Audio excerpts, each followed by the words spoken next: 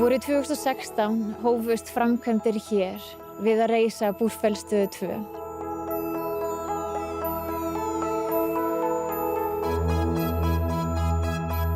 Tilgangurinn með þessari stöð að nýta betur þetta vatnasvið hér á Þjórsár- og Tungnaársvæðinu, en við teljum að á ári hverju sé að renna hérna framhjá 410 gígavattstundir.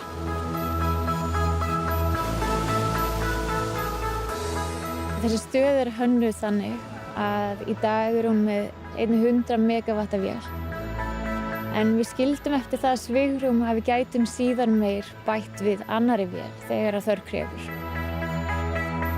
Virkjun hér á sér mjög langa sögu. Það eru nákvæmlega 100 ár síðan að Einar Ben setti fram sína fyrstu hugmyndir virkjun Þjórsár. Og hans hugmyndi voru að virkja nákvæmlega á þeim stað þar sem Búrfellsstöð 2 risin í dag. Á þessum stað í Þjórsá þá hafa 3 jökulár sameinast og vatn runnið í gegnum 5 virkjanir. Breytingar á rennsli síðustu áratugi hafa verið með þeim hætti að töluvert mikið vatn var að fara að renna framhjá gömlu stöðinni. Og það raun og veru þessar breytingar sem drífa áfram þörfina fyrir stækkun Búrfells. Af því að gamla stöðin hefur einfaldlega ekki nægt afl til þess að geta nýtt það vatn sem nú fellur hér til. Framkvæmdir við Búrfellsstækkun hafa gengið mjög vel. Það sem gerir þetta verkefni sérstakt stuttur verktími. Og stuttur verktími helgast af því að við eigum alla innviði.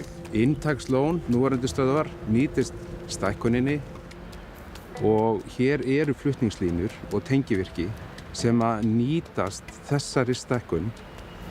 Og þá má líkja þessu við að við erum með 100 herbergja hótel og við erum að bæta við 20-30 herbergjum og við erum að nýta allt þetta sameiginlega. Okkur í Landsvirkjun mjög annt að hanna okkar mannvirki þannig að þau harmonera vel við umhverfið sitt. Við erum með því að staðsetja stöðina neðanjarðar, að þá erum við að lágmarka sýnilega áhrif ofanjarðar mannvirkja.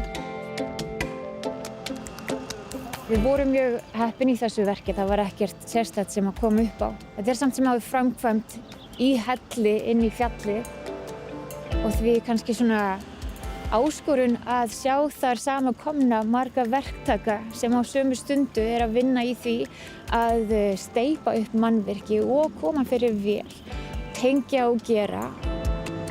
Og þetta bara vissulega reynir rosalega á mjög gott samstarf og samstarfið hefur gengið mjög vel.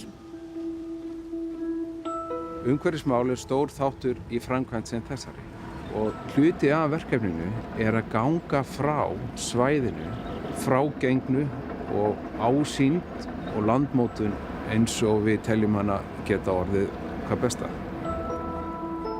Við erum mjög stolt af því að þessi stöð hún svarar mjög vel þessum gildum fyrirtækisins. Það að nýta vel þær auðlindir sem okkur trúa fyrir. Þannig að það var algjör forréttindi að fá að taka þátt í verkefni sem þessu.